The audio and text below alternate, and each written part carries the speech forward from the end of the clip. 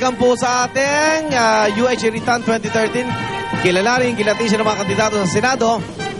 At narito na po ang ating mga nais makiritan.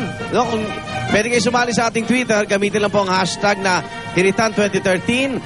Ang pinakabagong trending topic ngayon ng bayan. At syempre ngayong Lunes, 4 na naman po kandidato ang ating isasalang. Di natin patagalin to. Pasok! Mula sa United Nationalist Alliance o UNA, Senador Gregorio Gringo Onasan.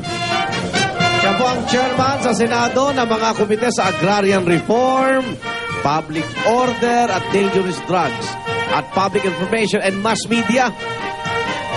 Ilan sa mga sinusulong niya ang Clean Air Act at Clean Water Act, the National Security Policy at Disaster Risk Reduction Management Act.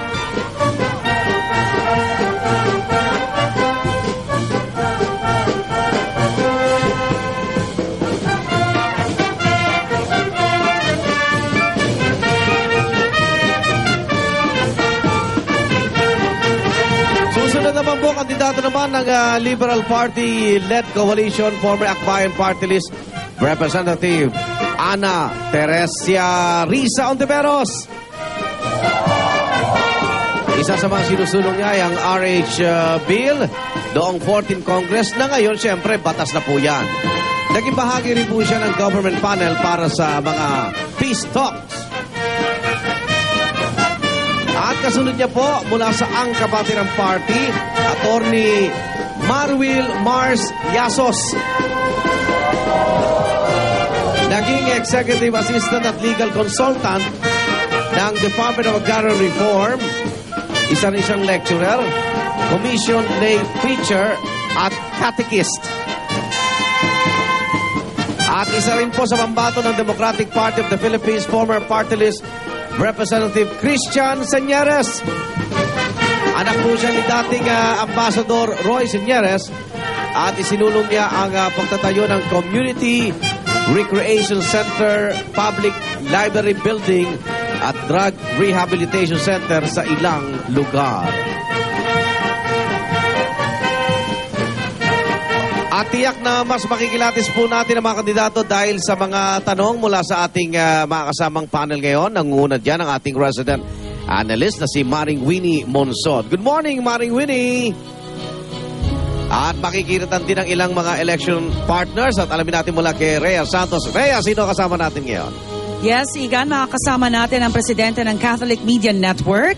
Nagbabalik si Reverend Father Francis Lucas. Good morning po. At batikang reporter mula sa Philippine Daily Inquirer, si Hill Kabakungan Jr. At kasama rin natin ngayong umaga, live audience sa mga kapuso natin mula sa Barangay South, Triangle, Quezon City. At Trinity University of Asia, makakahilitan natin ngayong umaga. Back to you, Igan. Okay, maraming salamat, Rhea. Ipaalala muna natin sa ating mga kandidato. May ilan po kaming panuntunan dito sa ating UH Iritan 2013. Narito po. Kilalanin at kilatisin natin ang mga kandidato sa pagkasenador sa loob ng 3 round. Sa unang round, sasagutin ang question of the day. Tanong tungkol sa mainit na isyu ngayon. Ang magtatanong si Igan Arnold Clavio. Magbubunutan para malaman ang pagkakasunod-sunod ng pagsagot. Bawat kandidato bibigyan ng 1 minuto at kapag natapos na, papatayin ang mikropono. Sakaling may follow-up question, karagdagang 30 segundo para masagot ito. 2 tanong naman ang haharapin ng mga kandidato sa round 2. Ang una, manggagaling sa UH resident analyst na si Professor Winnie Monsod.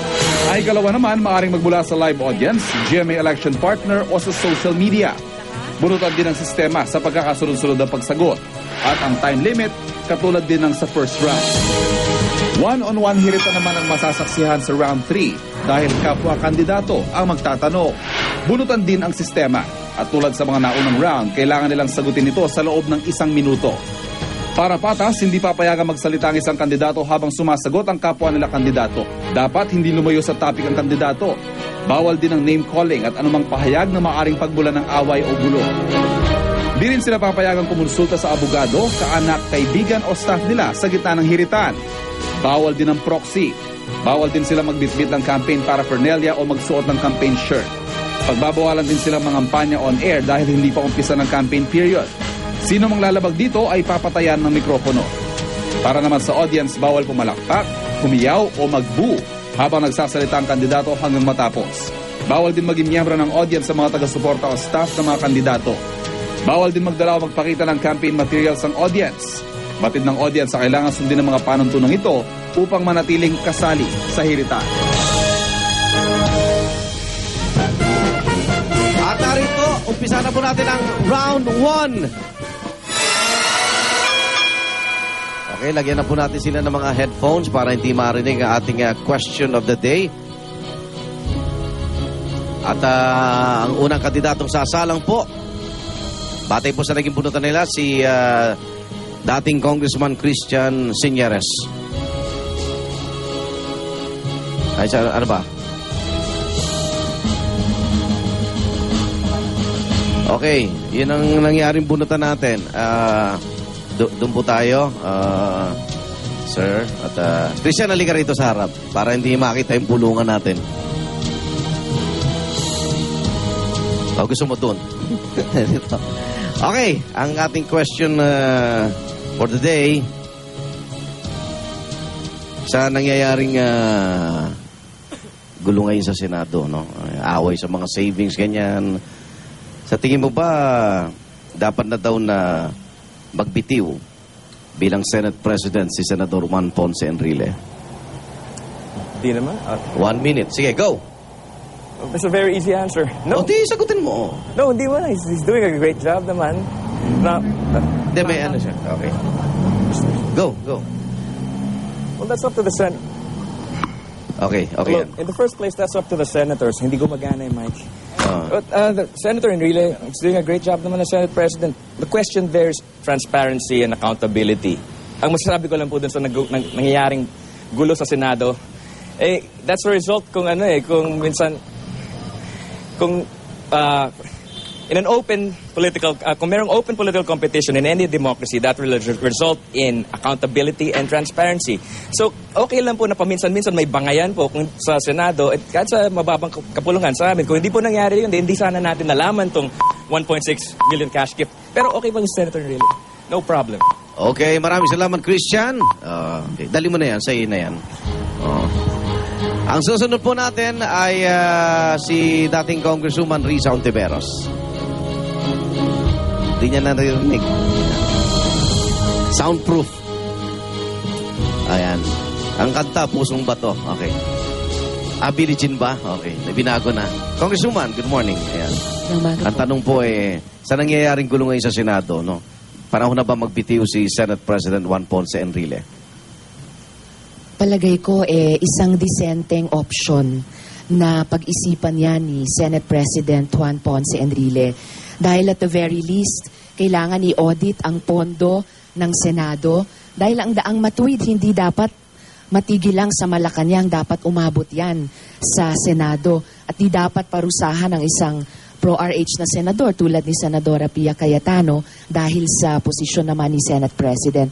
Yan in a way, Igan, ay may bahid o pagtatanong sa kanyang liderato. Kaya muli, ulitin ko, isang disenteng option kay Senate President Juan Ponce Enrile na magbitiw sa kanyang tungkulin at magbigay daan sa isang bagong liderato sa institusyong iyan na ang itataguyod muli sa totoo lang at sa pananaw nating mga mamamayan ay isang pamumuno na malinis, patas sa lahat at para sa daang matuwid. Okay, maraming salamat, Congresswoman Risa Ontiveros. Ayan, thank you po. Susunod, Senator Kiko Nasan. Ayan, sitting senator po siya ngayon at mas magandang siya yung nasa loob ng battleground. Yeah, okay. Ang question of the day. Good morning po, Senator Onasan. Opo, ang question po natin ngayong araw na ito sa nangyayari po sa inyo dyan sa Kapulungan, no? Na medyo magulo po ngayong mga ilang araw.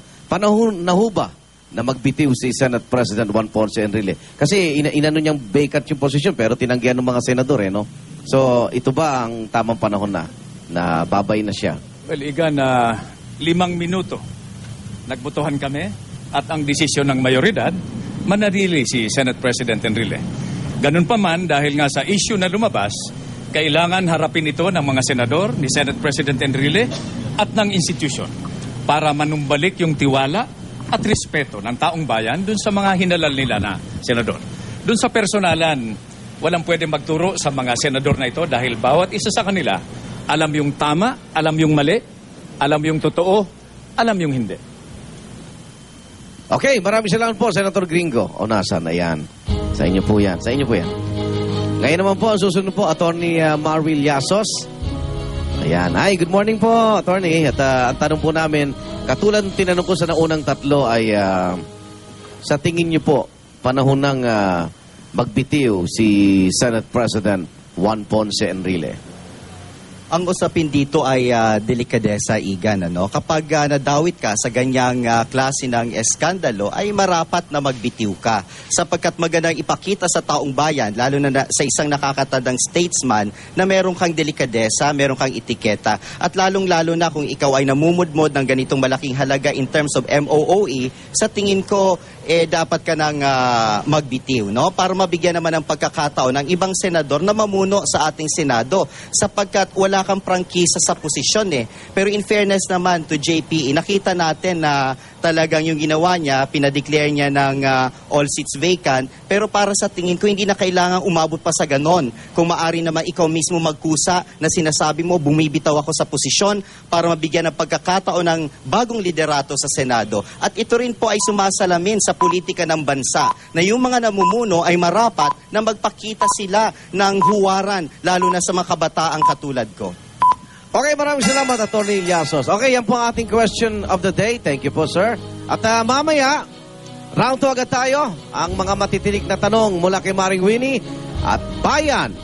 Pag sa ating panel, haharapin po na ating mga senatorial candidate. Kaya tutok lang dito sa UH Ritan 2013. Kilalanin, kilatisin ang mga kandidato sa Senado. Round 2 mamaya.